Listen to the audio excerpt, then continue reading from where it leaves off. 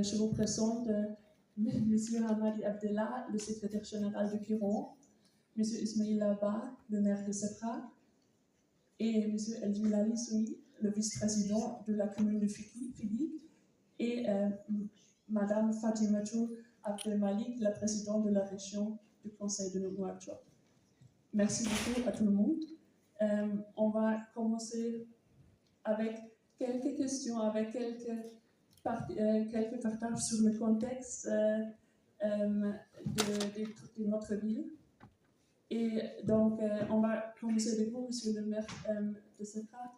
Donc, tout d'abord, comme on est ici à Sepra, pourriez-vous peut-être donner un petit aperçu du contexte de Sepra?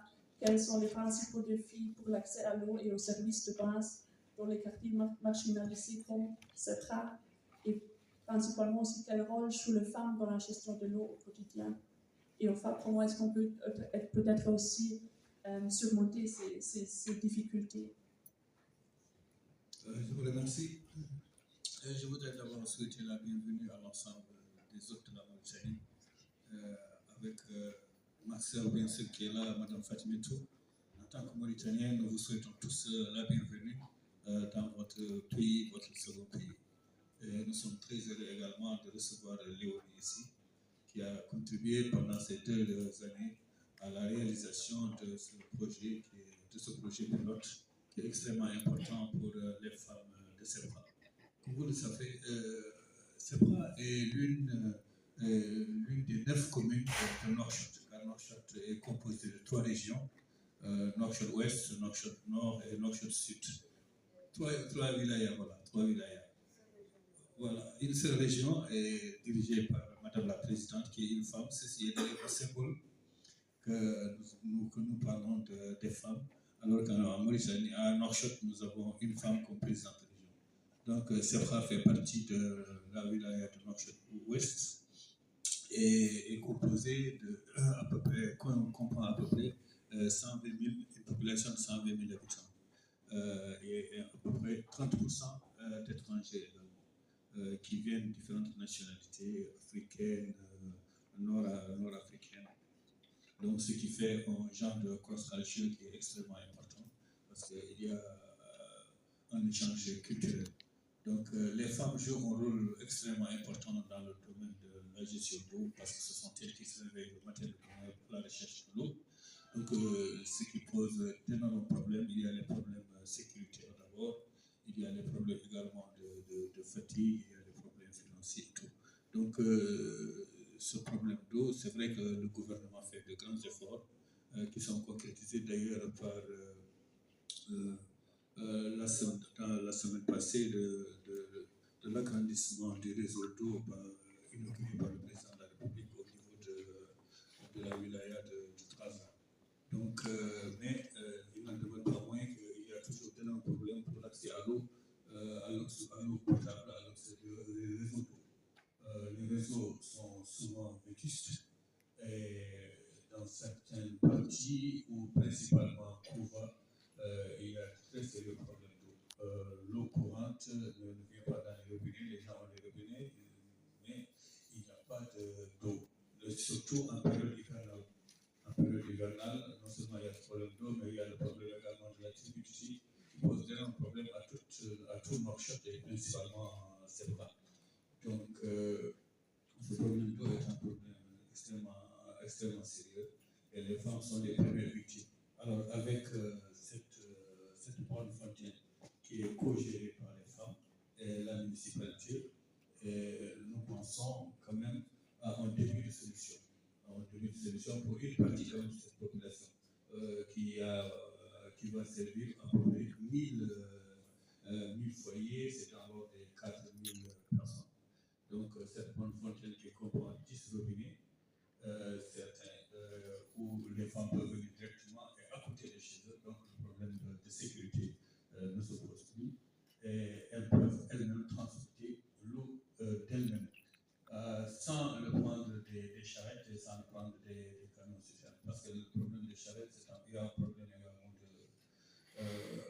il y a un problème hygiénique qui se pose, il y a un problème également de charité. Parce que quand il y a un manque d'eau, les gens ont tendance à faire faire une augmentation de 100% malgré le contrôle que la mairie et le gouvernement effectuent pour limiter ces hausses intempestives d'eau. Bien. En ce qui concerne cette pompe fontaine, non, elle sera gérée par les femmes, mais le prix sera unique. Ce sera un prix unique, qu'il pleuve ou qu'il fasse sec, ce sera toujours le même prix. Donc ça déjà, c'est un point assez important. Il y a un espace également pour les femmes, où les femmes peuvent faire le petit commerce. Il y a aussi une mahadra, c'est-à-dire l'enseignement du Coran. Les enfants, les femmes ne sont pas obligées, les femmes ne sont pas obligées de s'éloigner de leurs enfants. Les petits-enfants peuvent être là avec le parcours de l'étudier, donc en toute tranquillité, sous la surveillance du maître coranique et sous la surveillance également des parents.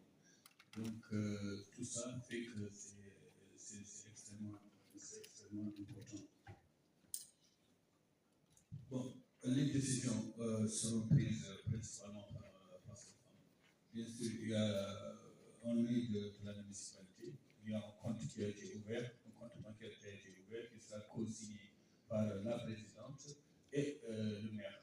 Donc, il faut d'abord qu'on présente un devis pour savoir ce qu'il faudrait faire.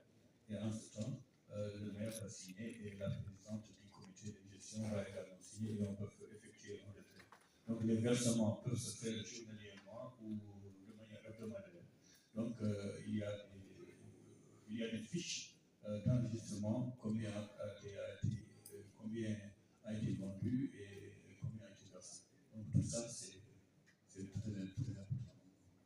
Merci beaucoup déjà, monsieur le maire, pour cette petite introduction déjà au contexte de CEPRA et à la Banque Fontaine qui présente une première peut-être solution à quelques difficultés que vous avez mentionnées. Est-ce que je pourrais vous peut-être encore demander en général quel rôle jouent les femmes dans la gestion de l'eau au quotidien? En fait, les femmes jouent tous les rôles en ce qui concerne la gestion de l'eau, parce que c'est elles qui sont les premières à aller chercher de l'eau. Donc, elles se déplacent des fois à 1 km, 500 mètres pour aller chercher de l'eau, surtout quand il y a un manque d'eau. Donc, c'est elles qui vont chercher de l'eau, c'est elles qui gèrent l'eau également à la maison. Bon, c'est elles qui gèrent l'aspect financier également. Donc, c'est difficile de faire d'établir tout ça pour une seule personne. Elle gère à la fois le foyer, elle gère l'eau, elle gère les enfants, elle gère son mari. Il faut dire que les femmes souffrent beaucoup ici. Et je pense que les hommes devraient faire d'énormes efforts également pour aider nos sœurs, pour aider nos épouses, pour aider nos mamans. Parce que ce sont des êtres humains qui ont besoin d'être aidés. Merci beaucoup. Donc, peut-être pour continuer, on va revenir à vous, monsieur après. Donc, peut-être que je peux continuer avec vous, monsieur Sony, sur le ressources hydriques. Et je crois que votre expérience a dit que comme vice-président de la commune est très précieux, surtout sur les différentes approches territoriales et de résilience qu'il y a.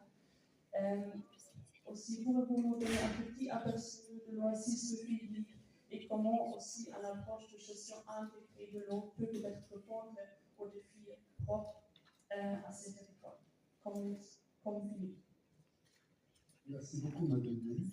Et permettez-moi, avant tout, avant de prendre la parole et de répondre à vos interrogations, de remercier nos amis mauritaniens de leur accueil, de leur chaleureux accueil, notamment Monsieur le maire, Madame la présidente le maire de CEPRA, Madame la présidente de la région et l'ensemble des personnes que nous avons rencontrées ou que nous aurons aussi le plaisir de rencontrer d'ici vendredi.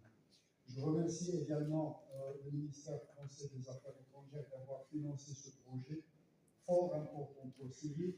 Je remercie également toute l'équipe de Cities Alliance, en particulier Madame Violet qui nous a accompagnés pendant ces 2 années de travail. Donc c'est un travail que vous avez fait. Justement, si je le mesure au niveau de la vie, je suis certain que vous l'avez fait avec toute l'abnégation, tout le sérieux au niveau de la ville de CEPRA et de Ferrari. Donc pour revenir à votre question, J'ai eu maintenant le plaisir d'entendre M. Le